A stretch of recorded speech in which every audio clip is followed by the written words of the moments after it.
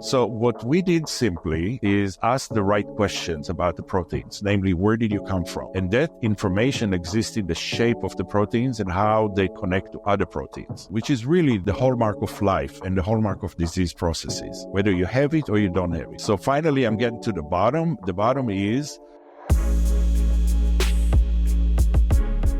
All right, welcome to another episode of Life Sciences 360. I am super excited to introduce this guest that we have here. He has tons of experience in his past role as a scientist. He's doing a lot of interesting things in the healthcare innovation space.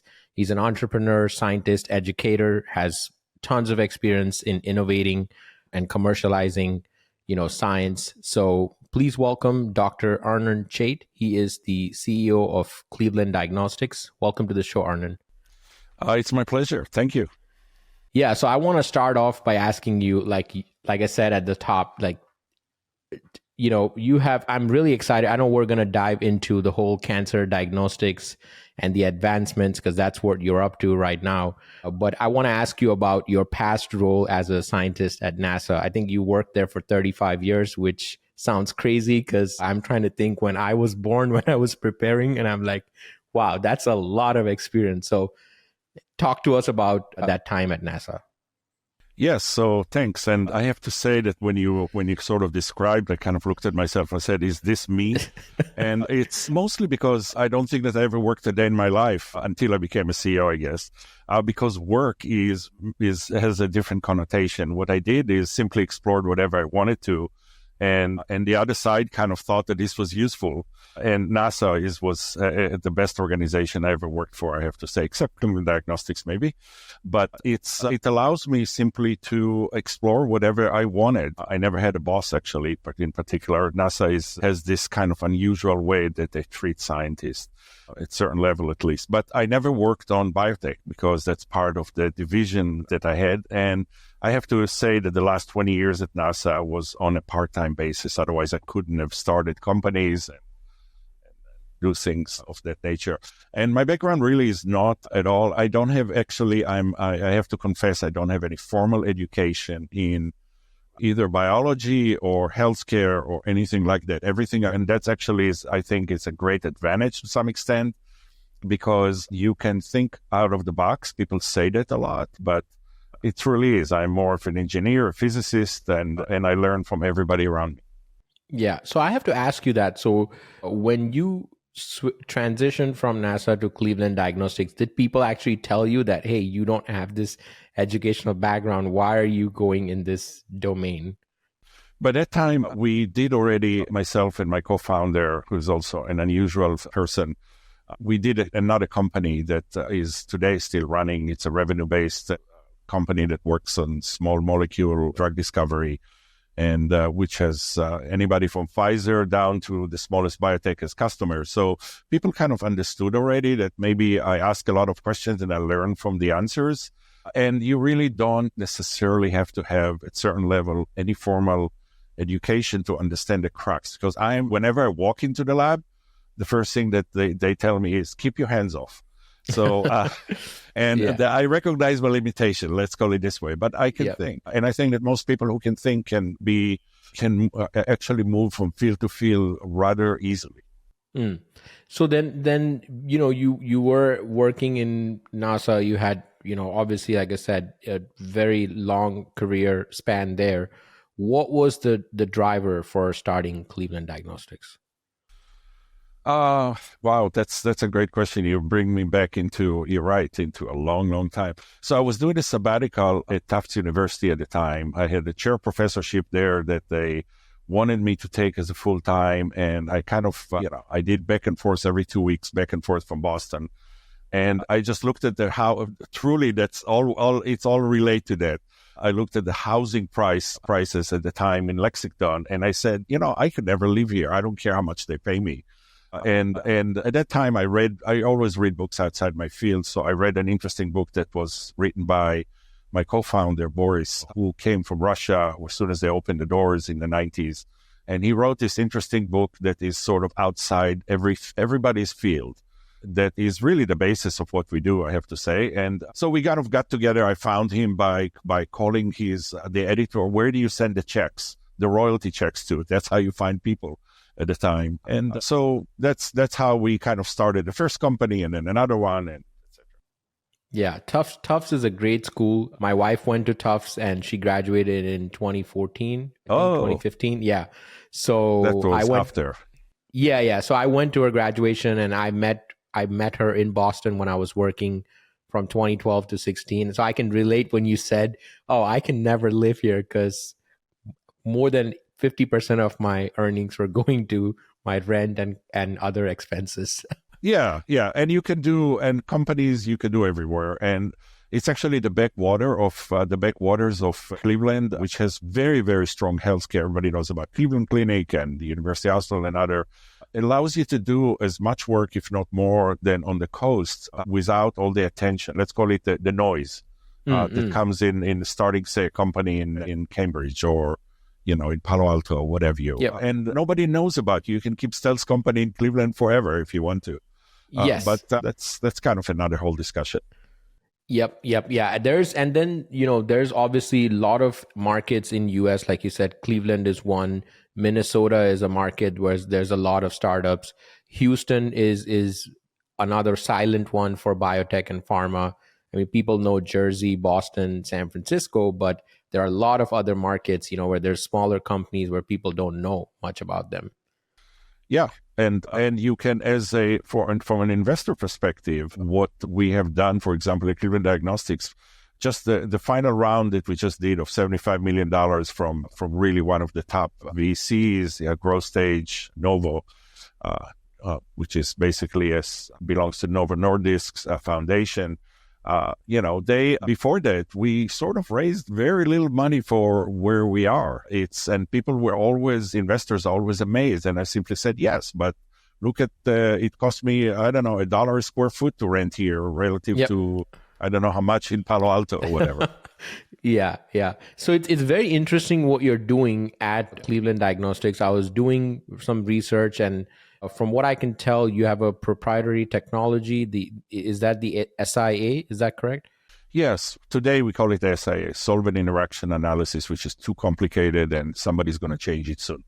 So how can you explain that to a child? Because it sounds very complicated. No, it's actually quite simple. And actually it gets to the basic essence of how science develops. Science develops typically by using tools that we have.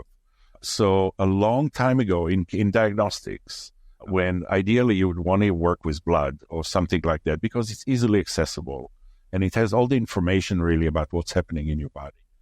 If you look really at the components, what's in the blood, you can look at proteins, and proteins really where you're looking right now at proteins, and the same for me. We both really are the final manifestation of life. So there was a technology that was invented in the 70s, late 70s, that allowed us to ask how much of a given protein, what's the concentration in blood for any protein that we want for $2 or so. So that became the mainstay of all modern clinical medicine today. But more recently, of course, once we started sequencing DNA, then came another technology we call that DNA sequencing there were simpler versions of it that allows us to interrogate specific genes and RNA and other components of early on. So the question is, and I'm finally getting to the question that you asked. So but then everybody now starts using this new tool. But really fundamentally, we have to step back and ask, where is the information about the disease that you're studying resides? So you can look at very upstream piece of information, which is DNA and RNA. And some could be very specific to cancer, of course, because the instructions are coming from mutated form of DNA or from methylation, which is epigenetics and such. Or you can ask the question and then everybody is doing all their work there. Why? Because we have a machine that does that. But people forgot the fact that actually the information that is most related, close to the manifestation of cancer, resides in proteins. But again, what people actually, when they try to use these ELISA machines to answer how much of a specific biomarker that is a protein there, they found that it's not specific to cancer because you can get more of a protein in your blood because you have inflammation or whatever. So what we did simply is ask the right questions about the proteins, namely, where did you come from? And that information exists in the shape of the proteins and how they connect to other proteins, protein-protein interaction, which is really the hallmark of life and the hallmark of disease processes, whether you have it or you don't have it. So finally, I'm getting to the bottom. The bottom is what we develop really is a simple way to use existing machines like these ELISAs that everybody else has by adding one more simple step that allows us finally to say, you came from a cancer cell or not. So we convert information for how much to what type or of a protein you have. And that could be made specific to cancer. So then when you talked about this, identifying whether that came from a cancer cell or not, so what are the different types of cancers where your technology has been proven to give the results? We are benefiting from actually, as people say, stepping on developments that on the shoulders of other people who really developed this entire concept and have documented over thousands of papers about the changes to the structure of proteins in relation to the disease process, and these are very well documented. So the quick answer for what I could work on any cancer because all of them result in changes because of the word cancer means you have certain changes in the function of proteins more than almost anything else, and the technology is agnostic to any cancer. What we have done today is went after the simplest of all for a large cancer, which is we looked at one particular biomarker that is used today in prostate cancer, PSA, which got a lot of rap, but it's still the best screening tool that exists in the field. But instead of asking how much PSA do you have, which is not specific, we asked the right question is, could you tell us, do you have more of that PSA that comes from cancer cell or not? And that one we did using a simple index that comes out of what we do. Right. Okay. Yeah, I mean, I'm not from the limited knowledge I have about this space by working with clients who are cancer therapeutic companies and also having, friends or family members who've gone through some, phases in their life with any treatments. I know that cancer screening can be really tricky because if you're over screening or over treating, that can be costly, but if you're under treating, there could be some risks. So how do you strike that balance with, what the diagnostic advancements that you're developing? You just hit right there on what we think is the key issue today in cancer diagnostics. So we have some people, especially with sequencing tools, are going upstream, like Grail, for example, is the most celebrated example. Yeah. And looking for telltale sign, we're very upstream for many, many, many proteins. So they're doing screening. But other techniques also do screening. For example, PSA, which is asking how much of a PSA is for prostate cancer. Mammograms are for breast cancer. Low-dose CT is for lung cancer, etc. Those are all screening. What we think is the most important piece, if you look really at the diagnostics workup, namely what's happened to you when you flunked screening. When you flunk screening, typically there is nothing between that and a biopsy. We have to do something.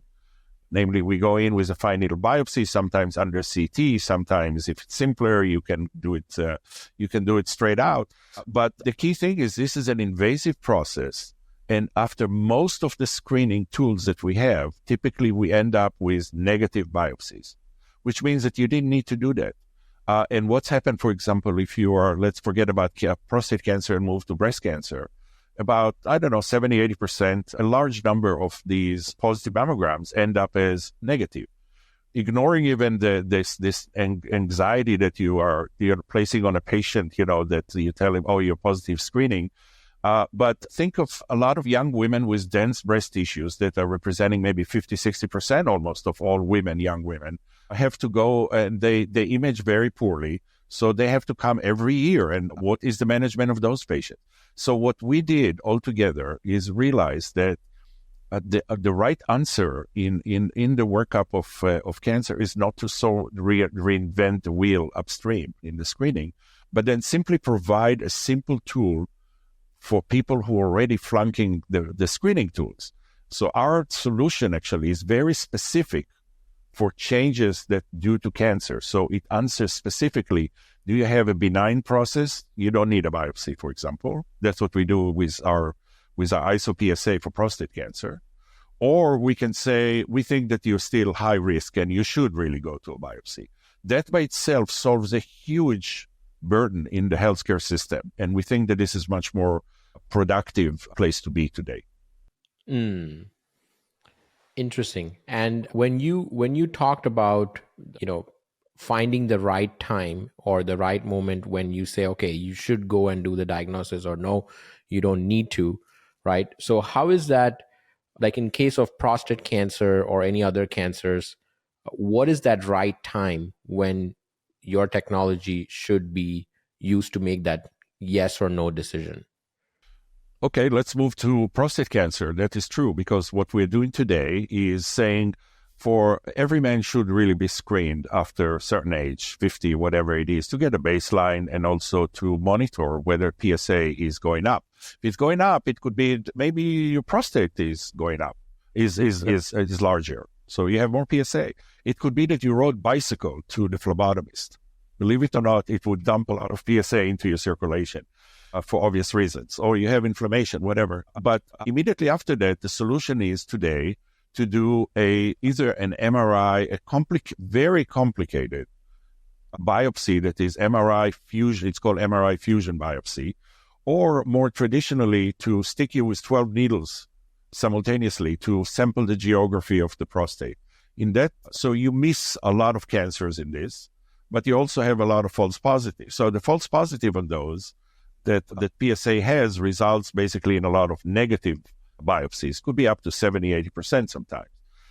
So what we're saying is, all right, you have a high PSA, you run automatically our test immediately after that, and we'll tell you that if you're below a cutoff level, the physicians very simply can say to the patient, in the clinical study, 95% of the people say, or whatever, that had this number below 6, which is our cutoff, were proven to be benign. So I'm still going to monitor you because you have high PSA, and we may decide to do something next year, but we don't need to do it today. And what's happened to people who routinely, like people who flunk mammograms with dense breast tissue, what's happened to those people who are, once you have high PSA, you stay with high PSA. So what do I do next year? Do I want to give you another biopsy? The story today is that once you get a couple of those biopsies, you're not going to show up for the third one. You're only going to show up when you have metastatic disease. So that is the biggest solution, I think the value of the solution that we provide today. That's and I'm as you mentioned that using this in different studies and having the patients and the physicians respond to how your cancer diagnostic technology has been used for prostate cancer or other cancers. I'm curious to ask you, when you were starting the first time to test this on patients or working with physicians, what kind of feedback did you get? And then how did that help you evolve or fine-tune the technology over the past few years?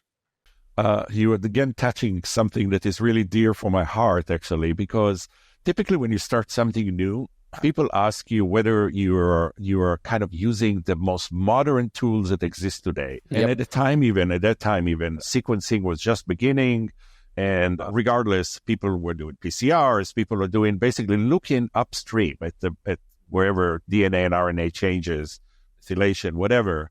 And that is really interesting, because I looked at that as more of a physicist, and I simply said, why should I go farther from the disease where I can actually be very close to it by simply looking at the proteins that are involved in the disease process?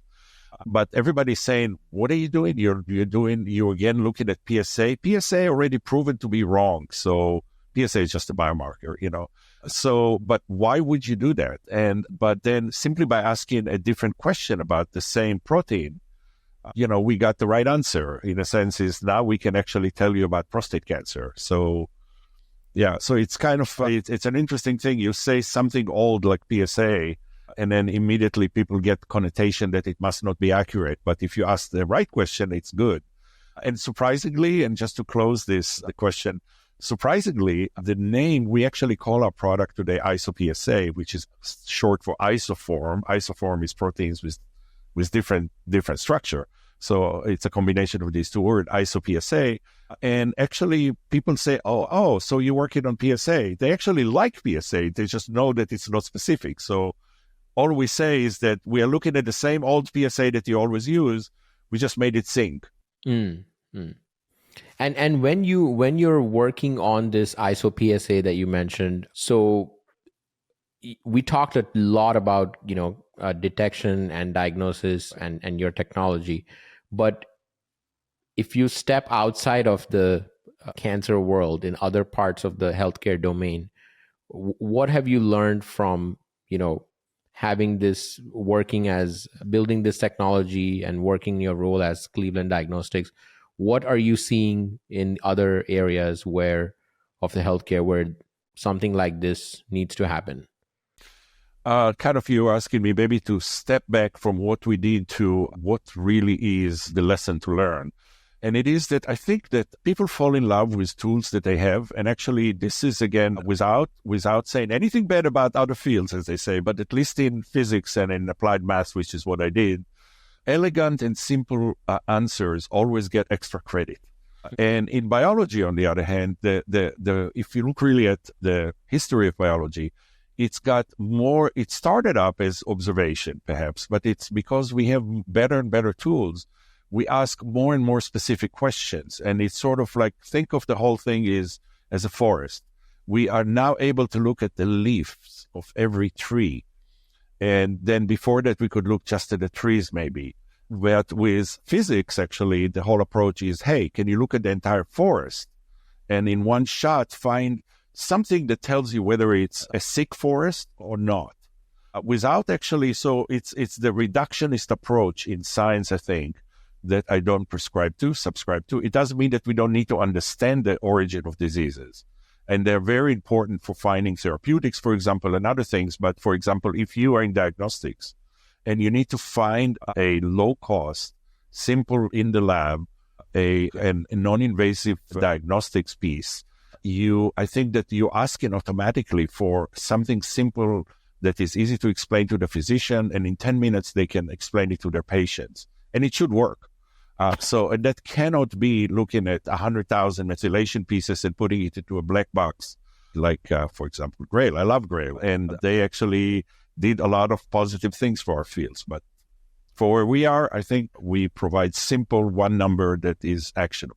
Yeah, it's very interesting what you said about, getting down to the simple level, right? What I've observed, being in the technology side of things, because I work with a lot of clients on software implementation projects. And even in that field, if you're developing a software or a technology platform, the simplest features are the most hardest to build, right? Because you have to sort of, consider the entire user persona. Like take, for example, the iPhone, right? It's a simple technology. There are no buttons. There's just one button, but that one button is so powerful that it can do, 50 different things if you know how to develop it, right? So that's maybe an example. So it's interesting that you say, when people say, okay, simple, that should be simple. But no, when you try to chase and come to a very simple answer to a problem, usually there's a lot of hard work that goes behind the scenes that never gets noticed. What are your thoughts on that? Yeah, you're absolutely right. So we are saying something big. We're looking at the structure of proteins. I mean, there are dozens of people, perhaps, I don't know, maybe I'm exaggerating, that got Nobel Prize for solving the structure of proteins. It's a big part of biology, actually, because it's connected to function and et cetera, et cetera. But what we did, in a sense, is we said, cancer is a heterogeneous disease, and I cannot say that I know the structure I cannot tell you where all the atoms are. But that's irrelevant for the question that the clinician wants. They want to know, should you give this person a biopsy or not? That is a different question. the fact that I'm looking at structure is a sidebar for them.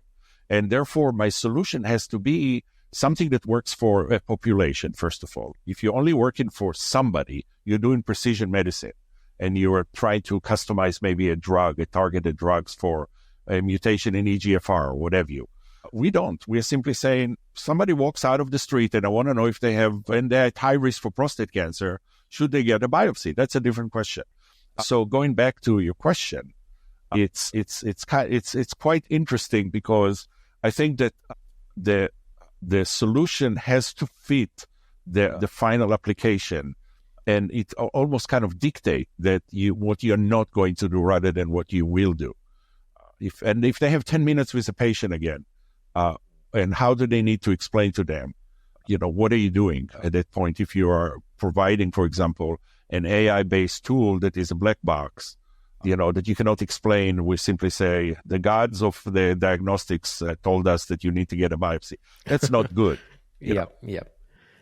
It's very, you mentioned about AI, and that's kind of what's happening there is, I hear that term so much that it's, everybody's building an AI platform or using AI.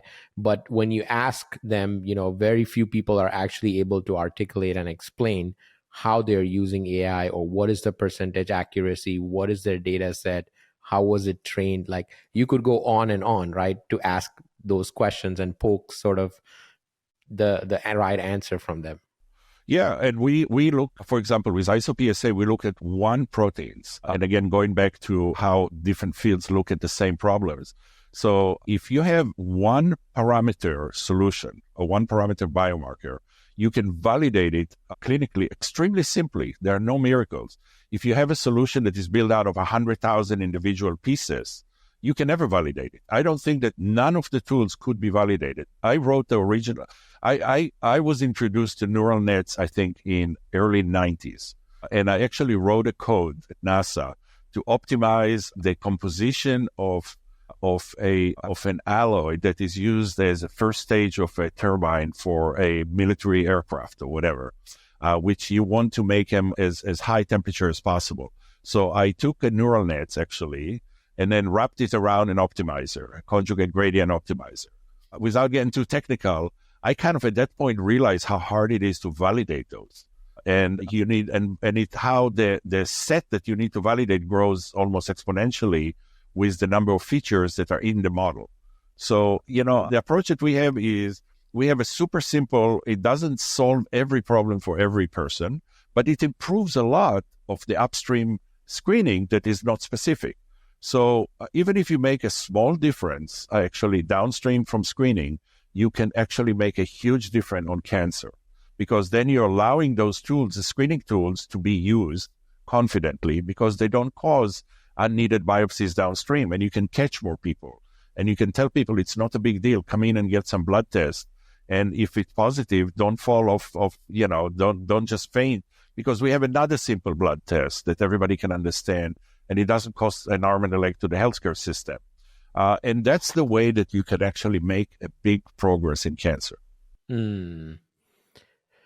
Yeah, I have to ask you this. With the amount of experience you have and the background you have, I can imagine there are a lot of people that message you or email you or want to pick your brain that are trying to do similar projects or, trying to make the overall healthcare industry better in the future. Have you heard of any interesting stuff that people are working on? Yeah, actually, I routinely, what you said is exactly right. And I think that it's actually my job, partly, or for anybody who knows something, to give their opinion, and it's really the other side is, you can ask me and you can ask 5 other people.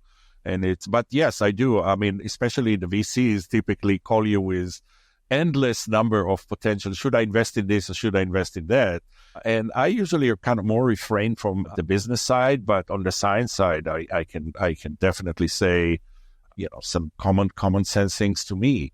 And most of the ideas that people have are, as you said it, I think is simply, maybe it's the flavor of the month, and so that's okay, but show me how your flavor is unique then.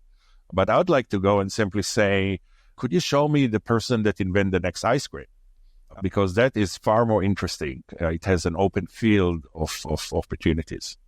Yeah, I can tell you just from the software side that the flavor of the past 12 months has been AI and Yeah. machine learning because And it will everyone, be. yeah. Yeah. Yeah. So LLMs have huge potential, no question about it. I cannot see instantly how they can do a huge damage for diagnostics that are as in compared with where we want, let's call it this way.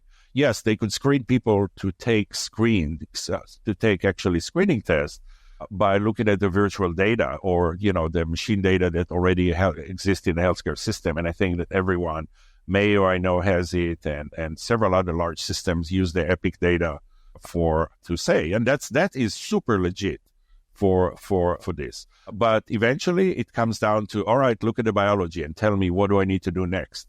That is a clinical question, and I would kind of stop before saying AI would solve that one too. Right. What advice do you have for somebody who's 10, 15 years behind you? Or let's put it, what advice do you have for your younger self?